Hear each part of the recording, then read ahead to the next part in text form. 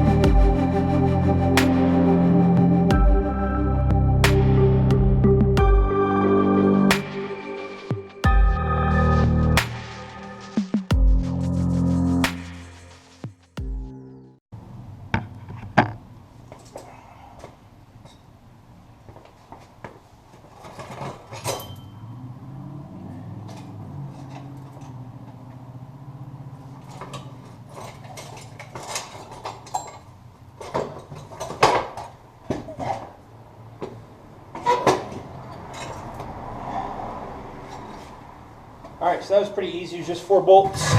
Use my handy dandy DeWalt. I think it's technically I don't even know what it's called. Cordless impact driver. Model DCF887. 20 volt lithium rechargeable. It's awesome. Anyway, those bolts are pretty dirty. As you can see, I'm gonna have to go through and pressure wash again, and then also the engine mount underneath where the engine was caked in this dirt. From what you saw earlier, I had to go get a razor blade because the dirt around here is pretty clayey, and the pressure washer just wasn't cutting it, so I had to mechanically scrape some of it. So we'll keep going here. Got to take the throttle off and then take the 2 wheels off, and we'll keep going.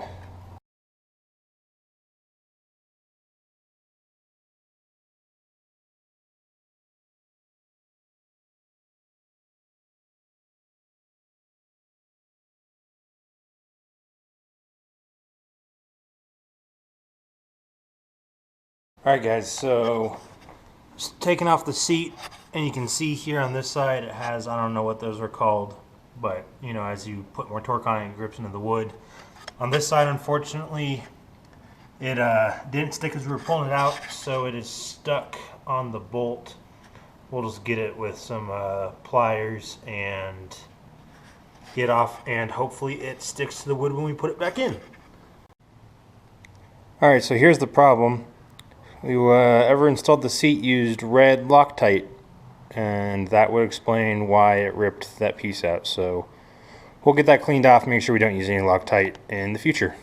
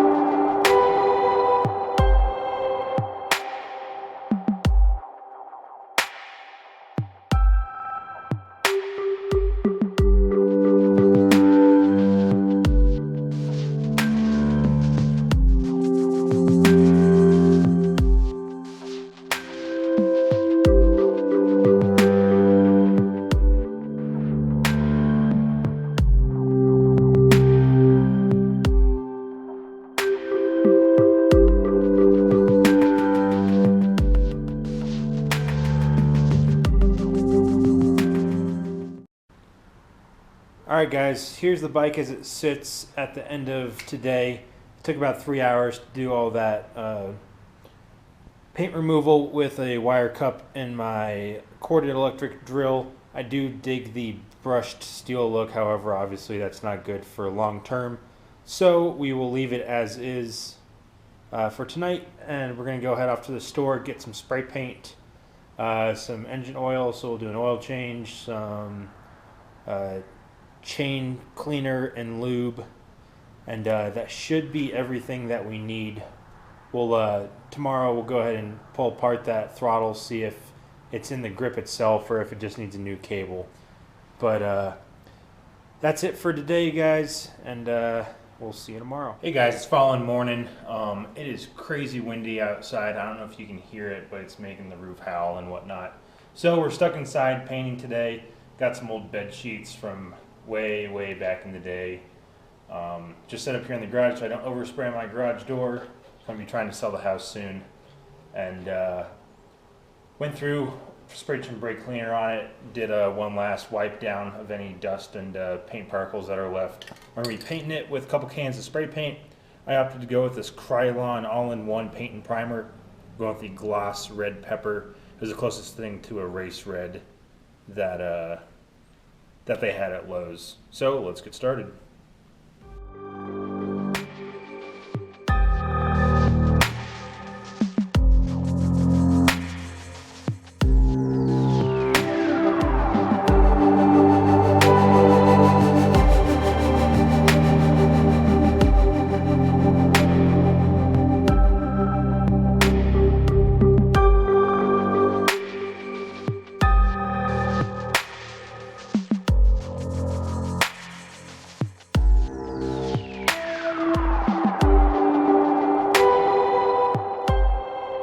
Alright guys, so I let the frame dry a little bit and then just sprayed a last second coat on real quick just to kind of clean it up, hit some of the spots that I missed. But while I was doing that, I was tinkering with the engine a little bit, just starting to take it apart so we can clean the carb and get this throttle cable replaced. So, first things first, throttle cable. Holding on by one strand. That would explain part of it. Why did that break? Probably because this cable, I don't know how well you can tell with this light in here, is super rusty. Like really rusted out. So, I looked online, I couldn't find the exact type of throttle cable with the housing and everything, so I'm going to go to Lowe's and AutoZone and get some cable and they have the screw-on barrels, so I'll just do a screw-on barrel and some cable from Lowe's. Next big issue is we'll see if we can get this here with this light, but I took the air filter off to help reach the screw holding the throttle cable on, and you can already see this is pretty wet, but you lift it up and oh my gosh, what is that? That right there is oil and water and gas, and I don't even, maybe it's gas, I hope it's not gas. It's a whole bunch of different colors. I just dropped my flashlight. It's oil. I think it's an oil combo of oil and gas. It smells like gas, but it's oil. It's oily, so I think maybe when you tip it on its side when it's sitting, I don't know, but that is pretty bad. We'll have to clean that up and really get it all sprayed out. That's really unfortunate. I would have never even suspected. So maybe that will help explain why the performance is so bad. I don't know if you can see in here. I'm going to try to get my flashlight phone. There it is. Sticking there. Yeah, it's not a complete circle in there, but there's still probably a quarter of the intake there just covered in oil. So it didn't, like, the exhaust is clean when it burns, so I don't know what's going on, if it's just stuck in here or what, but it there's no smoke like it's burning oil, so I don't know. We'll have to keep exploring this one.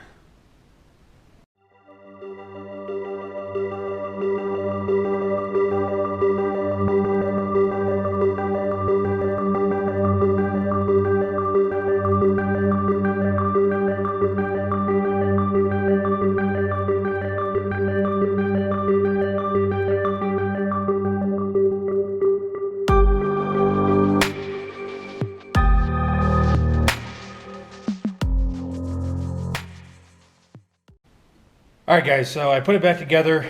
I'm just going to see if any oil or anything blows back up into the air intake. That's really what this test is. I have some problems starting, so I'm going to use a little bit of starting fluid and see how it goes.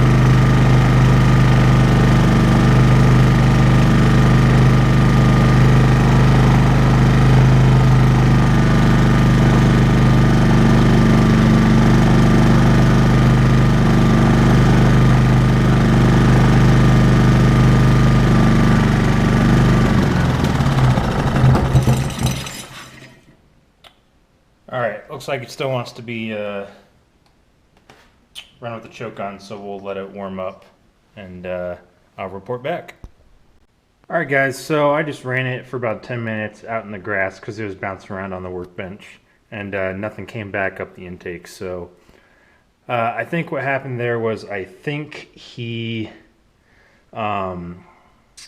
just probably stored it improperly, and over time oil and gas flowed down into the intake because the filter itself was pretty soaked. So that's my guess. I'm gonna go ahead and just run it as is. It runs pretty terribly. It needs the idle screw adjusted for sure, and of course, because I'm an idiot, the little small spring here that runs the governor to the carburetor went somewhere in the garage, so I'm gonna have to go dig through all this mess of stuff and try to find that, because the garage is pretty cluttered right now. So I will hunt for that. I'm gonna make a new throttle cable and we'll get back to it.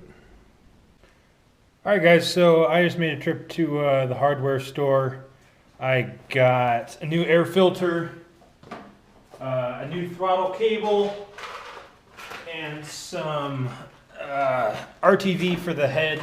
So got some ultra black, got my Honda air filter, 10 bucks at Lowe's, and then I got 4 feet of new steel cable, or whatever metal this is. I think it's galvanized stainless cable. That cost me a whole $1 for 4 feet. And then for 4 bucks at AutoZone, they have these different sized cable barrels. They are a little bit wider than the grip itself, so I'll have to shave it down, but this should work out. Rather than waiting till next week to get a throttle cable, I'm just going to run some WD-40 through the old housing, get out any of the old rust in there, and then we'll throw this one through, put a barrel on it, and call it a day. So the engine itself, I cleaned out the carburetor, made sure we got through it, took out the jet and all that, so it should be good.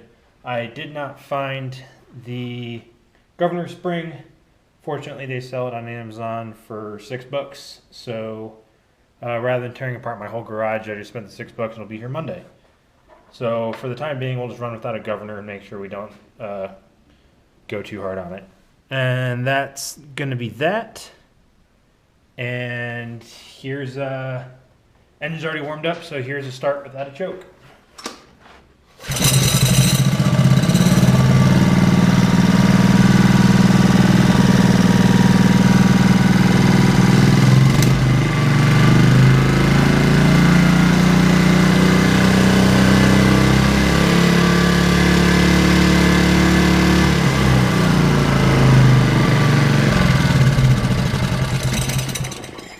So as you can see, it works just fine. I am going to go ahead and go back on the head and remove the old gasket and put some new gasket on it. This is just temporary for some troubleshooting. But looks like all is well for now. We'll get that back on, let it cure till tomorrow, and then we'll get the bike back together. All right, guys, so next day, bad news.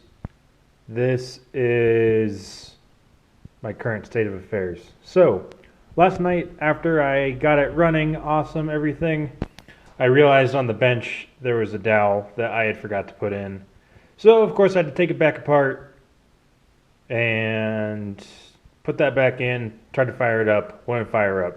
Spent about 2 hours working on it last night, cleaned the carb 2 more times, didn't get anything out of it, would not start, wouldn't even attempt to start. So I called it a night, came back this afternoon, and it was hard to turn over. So I pulled the side off, and this is what I found. The flywheel here is cracked, as you can see. It looks like the crack originated up at the top. It's not here anymore, but right there you can see there's a screw. It was actually this screw here with the metal plate. And that's the magnet that drives the magneto to make the ignition go. So that broke. Obviously this magnet is all missing. That is not repairable at all. I've already gone and ordered a new flywheel and fan. Actually the fan cracked too.